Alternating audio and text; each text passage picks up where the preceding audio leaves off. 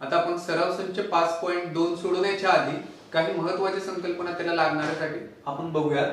तर पहिली संकल्पना आहे नमुना अवकाश। तर नमुना अवकाश कशाला म्हणायचा? यादृच्छिक प्रयोगात शक्य असणाऱ्या सर्व निष्पत्तींच्या संचाला नमुना अवकाश असं म्हणतात।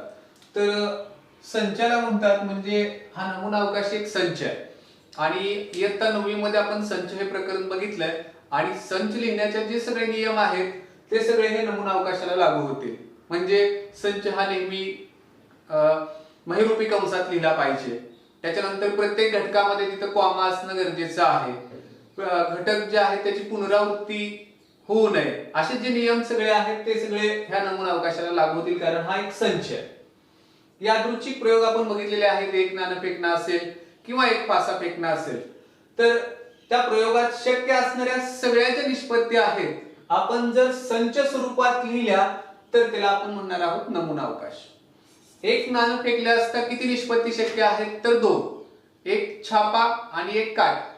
तर दोन्हीही निष्पत्ती आपण संचाच्या स्वरूपात लिहिल्या तर त्याला आपण म्हणणार आहोत नमुना अवकाश। नमुना अवकाश यस किंवा ओमेगा या चिन्हानं संचाच्या स्वरूपात दर्शवतात। तर यस किंवा ओमेगा हे चिन्ह हा नमुना अवकाश हा संच लिहिण्यासाठी आपण वापरतो। तर जास्त करून आपण यस हेच अक्षर वापरणार आहोत, ओमेगा आपण कमी वापरणार किंवा वापरणार नाहीये। जास्त करून यस या चिन्हाचाच आपण जास्त वापर करणार आहोत।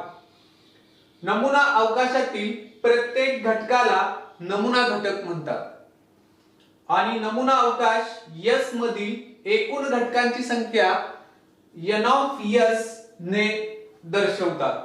तर n ऑफ यस म्हणजे नमुना अवकाशामध्ये असलेल्या एकूण घटकांची संख्या म्हणजेच n ऑफ यस। तर आता हे जे मुद्दे बघितलेले आहेत याच्यावर आधारित आपण उदाहरणं बघूयात, ज्याच्यामध्ये आपण नमुना अवकाशच्या या प्रयोगांचा कसा लिहायचा, त्याचे नमुना घटक किती येतात आणि नमुना घटकांची संख्या कशा पद्धतीने लिहायची ते उदाहरणाच्या माध्यमातून आपण ह्या ज्या संकल्पना आहेत त्या समजून घेऊया। यादृच्छिक प्रयोग आणि त्याचे नमुना अवकाश आणि नमुना घटकांची संख्या याच्यासाठी आपण उदाहरणांचा अभ्यास करूयात। पहिलं उदाहरण आहे एक नाणे फेकणे। जर एक नाणे फेकले तर त्याचा नमुना अवकाश यस, त्याच्यामध्ये 2च निष्पत्ती शक्य आहेत, त्यामुळे याचा नमुना अवकाश मध्ये 2च घटक येतील, एक आहे एच आणि दुसरा आहे टी। एकूण नमुना घटक जर आपण बघितले तर ते 2 आहेत, तर एच आणि टी, म्हणून नमुना घटकांची संख्या n ऑफ यस बरोबर 2 येणार या प्रयोगासाठी। तर एक नाणे फेकले असता त्याचा नमुना अवकाश काय येतोय? एच आणि टी। हा नमुना अवकाश हा संच असल्यामुळे आपण महिरूपी कंस लिहिलेला आहे आणि घटक जे आहेत ते स्वल्पविराम किंवा कॉमाच्या पद्धतीने आपण ते वेगळे करायचे आणि एकूण घटक जे आहेत ते n ऑफ यस किंवा नमुना अवकाशामधील एकूण घटकांची संख्या बरोबर 2। n ऑफ यस म्हणा किंवा त्याचा पूर्ण अर्थ पण आपल्याला माहित असणं गरजेचं आहे। आता आपण दुसऱ्या प्रयोगाकडे जाऊयात। 2 नाणी फेकली।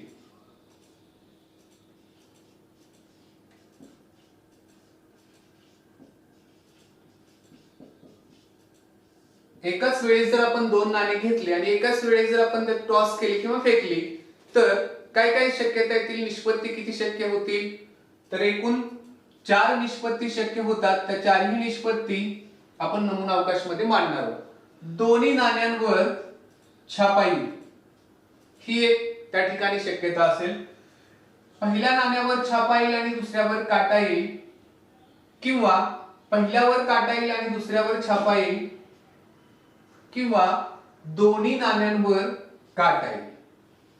या 4च शक्यता त्या ठिकाणी आहेत किंवा 4च निष्पत्ती शक्य होतात। या 4ही शक्य असणाऱ्या सर्व निष्पत्ती आपण नमुना अवकाश मध्ये घेतलेल्या आहेत आणि एकूण नमुना घटक जर आपण बघितले तर ते 4 आहेत, म्हणून या ठिकाणी n ऑफ यस बरोबर 4 येणार। 2 नाण्यांचा हा जो यादृच्छिक प्रयोग आहे त्याचा नमुना अवकाश आणि नमुना घटकांची संख्या n ऑफ यस आपण लिहिली आहे। तिसऱ्या प्रयोगाकडे जाऊया। हे प्रयोग आपल्याला नेहमी लागतात, खूप जास्त महत्त्वाचे प्रयोग आहेत। तिसरा प्रयोग 3 नाणी फेकली।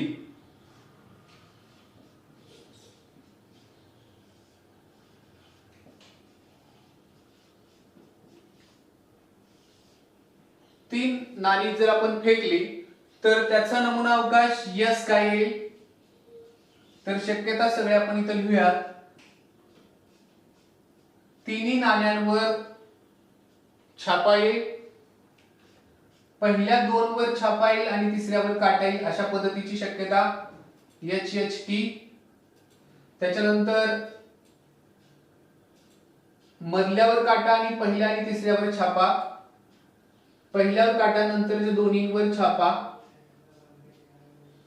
त्याच्यानंतर पहिल्यावर छापा आणि दुसऱ्या दोन्हीवर काटा, पहिल्यावर काटा दुसऱ्यावर छापा आणि तिसऱ्यावर काटा, टी एच टी ही निष्पत्ती त्या ठिकाणी आपण घेऊयात. त्याच्यानंतर पहिल्या 2 नाण्यांवर काटा पडतोय आणि तिसऱ्यावर छापा पडतोय ही एक निष्पत्ती, आणि शेवटची तिन्ही नाण्यांवर काटा पडतोय. तर 3 नाण्यांसाठी एकूण निष्पत्ती ज्या शक्य आहेत त्या आहेत 8. म्हणून नमुना अवकाशातील नमुना घटकांची संख्या n ऑफ s ही 8 येईल. तर विद्यार्थ्यांना 1 नाण्यांचं अडचण येत नाही, 2 नाण्यांचं पण काय अडचण येत नाही, परंतु 3 नाण्यांचं ज्या वेळेस ते लिहितात त्यावेळेस ह्या शक्यता ज्या आहेत किंवा निष्पत्ती ज्या आहेत त्या चुकीच्या लिहिल्या जातात किंवा त्या मध्ये चुकतात. तर न चुकण्यासाठी आपल्याला एक आयडिया करता येते. 2 नाण्यांचा जो नमुना अवकाश आहे तो वापरून आपण 3 नाण्यांचा लिहू शकतो. तर तो कसा लिहायचा? तर बघा, 2 नाण्यांचा आपल्याला माहित आहे आणि त्याच्यावरून आपल्याला 3 नाण्यांचा लिहायचा. तर 2 नाण्यांचा जो नमुना अवकाश आहे तो आपण लिहून घेऊया.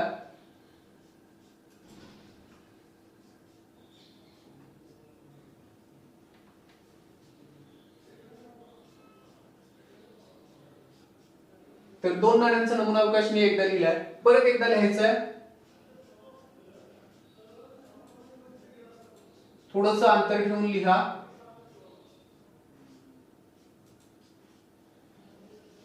दोन नाण्यांचा आपण जो नमुना अवकाश आहे तो 2 वेळा लिहिलाय, एकदा लिहिलाय परत एकदा तेच रिपीट केले आपण. तर काय करायचं आता? 3 नाण्यांचं लिहिताना आपल्याला काय करायचं, तर वरच्या ओळीला सगळ्यांना याची जोडायचं आहे.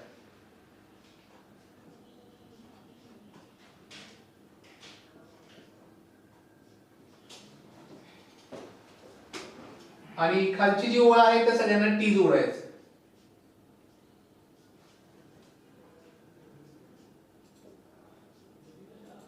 तर अशा पद्धतीनं तो संच आपण सोप्या पद्धतीने पण लिहू शकतो. तर हा संच आणि हा संच जरी तुम्हाला परत काही ठिकाणी दिसत असले, म्हणजे एच टी टी इथं येण्याऐवजी टी एच एच आले, परंतु जे 8 निष्पत्ती आहेत त्या तेच आहेत. क्रम संचामध्ये क्रमाला महत्व नाही आहे, निष्पत्ती बदलता कामा नये किंवा एखादी निष्पत्ती 2 वेळा येता कामा नये. तर एकूण निष्पत्ती 8 आहेत, क्रम थोडासा बदलला तरी चालतो. क्रमाला महत्व आपण इथं द्यायचं नाही आहे, निष्पत्ती 8 येणं गरजेचं आहे. तर 3 नाण्यांचा पण आपण नमुना अवकाश आणि एकूण नमुना घटकांची संख्या ही पण लिहिलेली आहे. आता आपण एक फासा फेकला असता आणि 2 फासे फेकले असता, त्याचे नमुना अवकाश आणि नमुना घटकांची संख्या काय येते ते बघूया. यादृच्छिक प्रयोगाची पुढची उदाहरणं आपण बघूया. तर एक फासा फेकला तर त्याचा नमुना अवकाश काय आहे? तर मगाशी आपण बघितले होते की याची निष्पत्ती ज्या आहेत त्या 6 शक्य आहेत. 1 2 3 4 5 आणि 6. तर एकूण नमुना घटकांची संख्या n ऑफ s बरोबर 6 येईल. तर हा झाला एक फासा फेकला असता त्याचा नमुना अवकाश s आणि एकूण नमुना घटकांची संख्या n ऑफ s. आता 2 फासे फेकले असता नमुना अवकाश s कशा पद्धतीने लिहायचा आहे? नमुना अवकाश थोडासा मोठा आहे परंतु लिहायला खूप सोपं आहे. तर दोन्ही पाशांवर 1 1 पडतंय. पहिल्या पाशावर 1 आणि दुसऱ्या पाशावर 2, म्हणजे पहिल्या पाशावरचा अंक आपण 1 स्थिर ठेवूयात आणि दुसऱ्या पाशावरचा बदलूयात. तर 1 1 1 2 1 3 1 4 1 5 1 6. तर पहिल्या पाशावर 1 पडतंय आणि दुसऱ्या पाशावरचा अंक बदलतोय अशा पद्धतीने आपण लिहिल्या. त्याच पद्धतीने आता आपण पहिल्या पाशावर 2 पडतंय आणि दुसऱ्या पाशावरचा अंक बदलतोय अशा पद्धतीने लिहूयात. 2 3 2 4 2 5 आणि 2 6. त्याच पद्धतीनं पहिल्या पाशावर आता 3 पडतंय आणि दुसऱ्या पाशावरचा अंक बदलतो. या पद्धतीने लिहूया 3 2 3 3 3 4 3 5 3 6. त्याच पद्धतीनं 4 1 4 2 4 3 4 4 4 5 आणि 4 6. त्याच पद्धतीनं 5 1 5 2 5 3 5 4 5 5 आणि 5 6. शेवटची जी ओळ असेल त्याच्यामध्ये पहिल्या पाशावर 6 पडते आणि दुसऱ्या पाशावरचा अंक बदलतो. या पद्धतीची आपण तिथे लिहिणार आहोत घटक 6 1 6 2 6 3 6 4 6 5 आणि 6 6. तर 2 पाशांसाठी नमुना अवकाश मोठा येतोय परंतु खूप सोपा आहे तो. तर लिहिण्याची पद्धत एकदम तुम्हाला लक्षात पण आली असेल. एकूण नमुना घटक जर आपण याच्यातले मोजले तर ते 36 येतात. म्हणून नमुना अवकाशामधील नमुना घटकांची संख्या n ऑफ s इथं येणार आहे 36. तर आपल्याला जे नेहमी लागणारे यादृच्छिक प्रयोग आहेत ते आपण बघितलेले आहेत. त्याचे नमुना अवकाश, त्यातील नमुना घटकांची संख्या बघितली आहे. आता आपण या माहितीवर आधारित जो सराव संच 5.2 आहे त्याच्याकडे जाणार आहोत. विद्यार्थ्यांनो, आपण आता सराव संच 5.2 पाहणार आहोत. त्यातला प्रश्न पहिला आपल्याला विचारलेला आहे, खालील प्रत्येक प्रयोगासाठी नमुना अवकाश S व त्यातील नमुना घटकांची संख्या n ऑफ s लिहा. तर या प्रश्नामध्ये आपल्याला प्रयोग दिलेले आहेत आणि त्या प्रयोगासाठी आपल्याला नमुना अवकाश लिहायचा आहे आणि त्यातील नमुना घटकांची संख्या n ऑफ s सुद्धा लिहायची आहे. तर आपण पहिल्या प्रयोगाकडे जाऊयात, पहिल्या उदाहरणाकडे जाऊयात. एक फासा व एक नाणे एकाच वेळी फेकणे. आता आपण जी आधी उदाहरणं बघितलेली आहेत त्याच्यात फाशाचं आणि नाण्यांचं उदाहरण वेगवेगळं होतं. ह्या उदाहरणामध्ये एक फासा आणि एक नाणं एकाच वेळी फेकलंय. तर याचा नमुना अवकाश कशा पद्धतीने लिहायचंय बघा. तर नाण्यावर छापा पडतोय आणि फाशावर 1 पडतंय. याचा नमुना घटक जो असेल तो h1 असेल. त्याच्यानंतर नाण्यावर छापाच पडतोय आणि फाशावरचा अंक बदलतोय. अशा पद्धतीने आपण लिहूयात h1. त्याच्यानंतर छापा आणि 2, छापा आणि 3, छापा आणि 4, छापा आणि 5 आणि शेवटची निष्पत्ती छापा आणि 6. ज्या पद्धतीने आपण छापा आणि फाशावरचा अंक बदललेला आहे, छापा आपण स्थिर ठेवून, त्याच पद्धतीने आता काय करायचं आहे, नाण्यावर काटा पडतोय आणि छापावरचा अंक बदलतोय. या पद्धतीने आपण लिहूयात काटा आणि 1, काटा आणि 2, काटा आणि 3, काटा पडतोय आणि फाशावर 4 पडतंय. नाण्यावर काटा आहे आणि फाशावर 5 पडतंय आणि त्याच पद्धतीनं काटा आणि 6. तर आपण एक नाणं आणि एक फासा एकाच वेळी जर फेकला तर ह्याच निष्पत्तीपैकी कुठली तरी निष्पत्ती त्याच्यामध्ये येणाऱ्या सर्व निष्पत्ती शक्य असणाऱ्या आपण ह्या नमुना अवकाशमध्ये लिहिलेल्या आहेत. तर एकूण निष्पत्ती आपण जर मोजल्या तर त्या येतात 12. त्यामुळं एकूण नमुना घटकांची संख्या, नमुना अवकाशातील नमुना घटकांची संख्या जी येते ती n ऑफ s बरोबर येते 12. तर पहिलं उदाहरण आपलं पूर्ण झालंय. आपण आता दुसऱ्या उदाहरणाकडे जाऊया. सराव संच 5.2 मधल्या प्रश्न पहिल्यातल्या दुसऱ्या उदाहरणाकडे आपण आता येऊयात. प्रश्न पहिल्याचं दुसरं उदाहरण काय दिलंय बघा आपल्याला. 2 3 5 या अंकांपासून अंकांची पुनरावृत्ती न करता 2 अंकी संख्या तयार करणे. तर या ठिकाणी 3 अंक आपल्याला दिलेत, 2 3 आणि 5 हे अंक वापरायचे आहेत आणि अंकांची पुनरावृत्ती न करता म्हटलेला आहे. जे एक अंक 2 वेळा न घेता आपल्याला 2 अंकी संख्या तयार करायच्या. तर त्याचा नमुना अवकाश आपण लिहूयात. तर नेहमी दोन अंकी संख्या तयार करत असताना ज्या संख्या दिलेत त्याच्यावर इतर संख्या एक एकदा आपण ठेवायची. म्हणजे आता 2 वर मी 3 आणि 5 एक एकदा ठेवलं तर 23 आणि 25 अशा दोन संख्या मला मिळतील. त्याच्यानंतर मी 2 नंबरची संख्या तर घेतोय 3, त्याच्यावर ह्या राहिलेल्या संख्या एक एकदा ठेवूया. तर 32 आणि 35 ह्या दोन संख्या मिळतील. आणि 5 वर ह्या दोन संख्या आपण ठेवल्या तर 52 आणि 53 ह्या दोन संख्या मिळतील. म्हणजे ह्या तीन संख्यांपासून किती संख्या तयार झाल्या तर ह्या 6 संख्या तयार झाल्या. अंकांची पुनरावृत्ती न करता म्हटलं होतं, त्यामुळे आपण इथं 22, 33 किंवा 55 या पद्धतीच्या संख्या तयार केल्या नाहीयेत पुनरावृत्ती न करता म्हटल्यामुळं. तर एकूण संख्या किती तयार झाल्या? 1 2 3 4 5 6. त्यामुळं नमुना अवकाशातील नमुना घटकांची संख्या n ऑफ s ही आपल्याला मिळेल 6. तर आता या ठिकाणी दुसरे उदाहरण पूर्ण झालंय. आपण प्रश्न दुसऱ्याकडे जाऊया. विद्यार्थ्यांनो, आज आपण सराव संच 5.2 मधला प्रश्न दुसरा पाहणार आहोत. 6 रंगांच्या तबकडीवरील बाण फिरवल्यावर तो कोणत्या रंगावर स्थिर होतो हे पाहणे. या प्रश्नासाठी आपल्याला नमुना अवकाश s आणि नमुना घटकांची संख्या n ऑफ s लिहायची आहे. तर या ठिकाणी एक तबकडी पण आपल्याला दाखवलेली आहे प्रश्नामध्ये. तर रंग दिलेले आहेत लाल, केशरी, पिवळा, निळा, हिरवा आणि जांभळा. आणि एक बाण आहे आणि तो बाण जर आपण फिरवला तर तो याच कोणत्या तरी रंगावर स्थिर होणार आहे. म्हणजे बाण स्थिर होण्याची शक्यता काय असतील तर जेवढे रंग आहेत तेवढ्या शक्यता असतील. तर त्या पद्धतीने आपण नमुना अवकाश s लिहूया.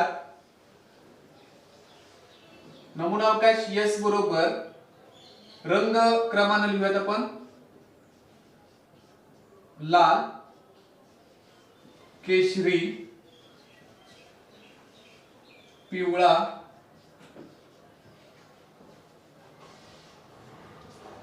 निळा,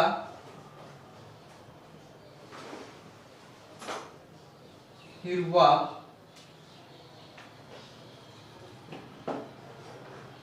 जांभळा. कोणत्याही रंगापासून सुरुवात करा, परंतु रंग जे आहेत ते सर्वच्या सर्व रंग या ठिकाणी येणं गरजेचं आहे. तर आपण जर नमुना अवकाश बघितला तर त्याच्यातील घटक येतात 1 2 3 4 5 आणि 6. म्हणून नमुना अवकाशामधील नमुना घटकांची संख्या ज्याला आपण n ऑफ s म्हणतो तो येईल 6. तर अशा पद्धतीने हे उदाहरण सोडवायचं आहे. तर आता आपण सराव संच 5.3 मधल्या प्रश्न तिसऱ्याकडे जाऊया. सराव संच 5.2 प्रश्न क्रमांक 3 कडे आपण जाऊया.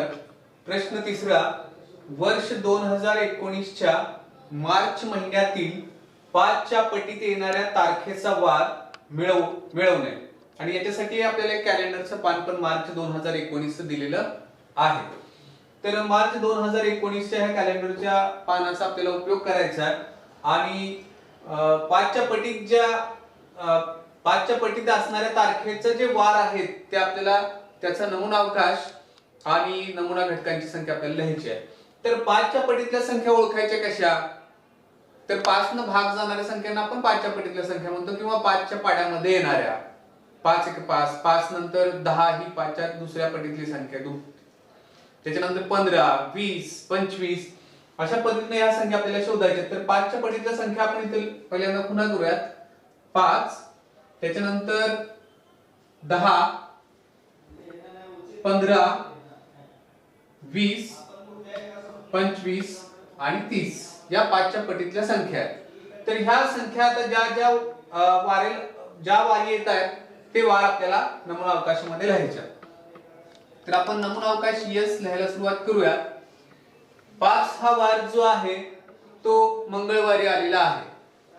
आता इथं वरचे जे दिवस आहेत ते इंग्रजीमध्ये दिलेले आहेत मंडे, ट्यूसडे, वेडनेसडे या पद्धतीनं. तर टी याचा अर्थ ट्यूसडे म्हणजेच मंगळवार आपण मराठीमध्ये लिहिणार आहोत.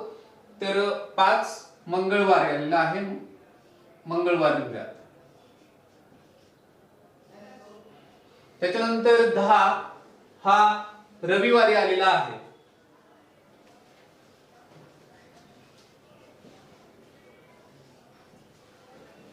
10 झाल्यानंतर 5च्या पटीतली पुढची संख्या आहे 15. शुक्रवारी आलेला आहे, आपण शुक्रवार लिहूया त्या ठिकाणी.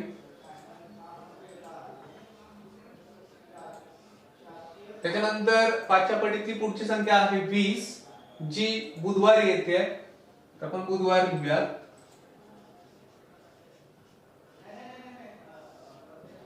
त्याच्यानंतर 5च्या पटीतली पुढची संख्या 25, ती येते सोमवारी, तर आपण लिहूया सोमवार.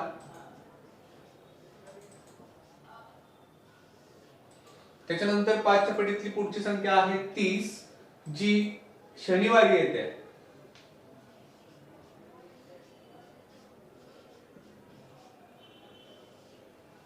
तर 30 पर्यंतच 5च्या पटीतल्या संख्या ज्या आहेत त्या कॅलेंडरच्या पानावर आहेत. त्यामुळे मंगळवार, रविवार, शुक्रवार, बुधवार, सोमवार आणि शनिवार हे 5च्या पटीतल्या जे संख्या आहेत ते येणारे वार आहेत. एकूण वार होतात 1 2 3 4 5 आणि 6. त्यामुळं नमुना अवकाशामधील नमुना घटकांची संख्या जी आपण n ऑफ s ने दाखवतो ती पण येईल 6. तर या ठिकाणी हे उदाहरण पूर्ण झालेलं आहे. सराव संच 5.2 मधला शेवटचा प्रश्न चौथा आपण आता बघूया. सराव संच 5.2 मधला प्रश्न चौथा.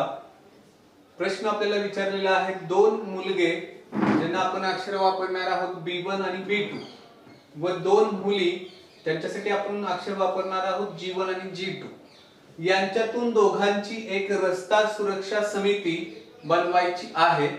तर यासाठी नमुना अवकाश लिहिण्यासाठी खालील कृती पूर्ण करा. तर ऍक्टिव्हिटी बेस्ड हा क्वेश्चन आहे. कृती पूर्ण करायची आपल्याला. तर दोन मुलगे आहेत ज्यांना अक्षर आपण B1 आणि B2 हे वापरणार आहोत आणि दोन मुली ज्या आहेत त्यांना G1 आणि G2 यांच्यातून दोघांची एक समिती बनवायची आहे, रस्ता सुरक्षा समिती बनवायची आहे. तर ही कृती आपण पूर्ण करूया. पहिल्यांदा काय म्हटलंय बघा, पहिल्या आकड्यामध्ये दोन मुलांची समिती. तर दोन मुलं जे आहेत त्यांच्यासाठी अक्षर B1 आणि B2 आहेत. याची जर आपण दोघांची समिती केली तर ती B1 आणि B2 अशी होईल. त्याच्यानंतर दुसरा आकडा आहे दोन मुलींची समिती. तर दोन मुली G1 आणि G2 या अक्षर आपण त्याच्यासाठी वापरतोय. तर G1 आणि G2 यांची एक समिती तयार होईल. ती दोन मुलींचीच असेल, त्याच्यामध्ये दोन्ही मुलीच आहेत. त्याच्यानंतर तिसऱ्या आकड्यामध्ये आपल्याला काय पूर्ण करायचं बघा, एक मुलगा व एक मुलगी यांनी मिळून तयार होणारी समिती. तर B1 या मुलाशी G1 या मुलीशी आपण समिती तयार केली तर ती B1 G1 अशा पद्धतीची होईल.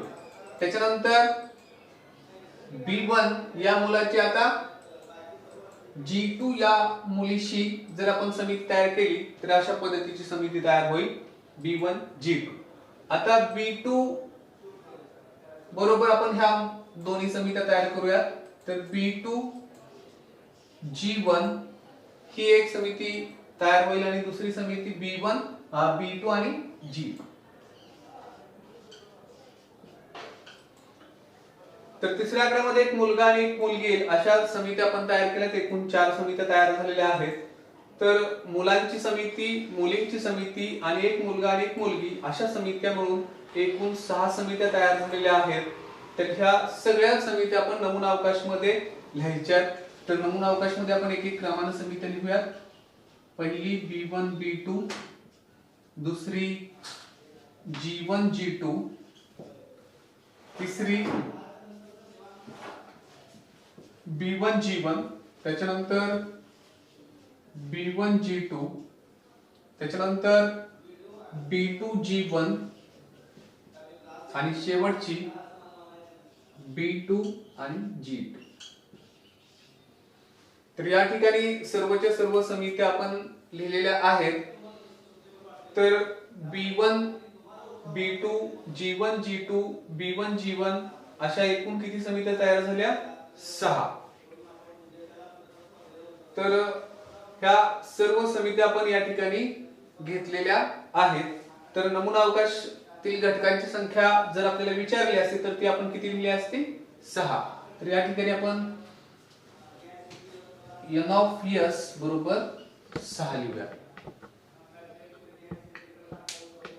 तर नमुना घटकांची संख्या आपल्याला कृतीमध्ये नाही विचारली, आपण आपल्या माहितीसाठी लिहिलेली आहे. तर या ठिकाणी हे उदाहरण पूर्ण होतं आणि सराव संच आपला 5.2 ही पूर्ण होतोय. तर चला तर विद्यार्थी मित्रांनो, आजचा हा व्हिडिओ आपला पूर्ण झालेला आहे. याचा पुढचा भाग आपण पुढच्या व्हिडिओमध्ये पाहूयात. धन्यवाद.